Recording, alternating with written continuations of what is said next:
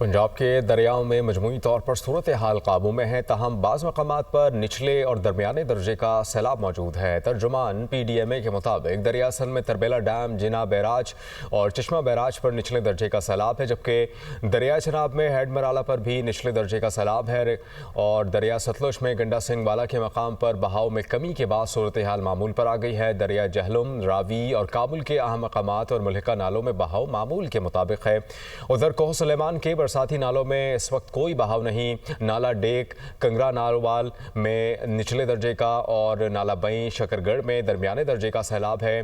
तर्जुमान के मुताबिक तरबेला डैम 96% और मंगला डैम 64% बढ़ चुका है। तरबेला डैम का लेवल 1546.50 फीट और मंगला डैम का लेवल 1206.50 फीट है। तरबेला डैम लेवल 1546.50 फीट, जबकि मंगला डैम का लेवल 1.50 फीट रिकॉर्ड किया गया है।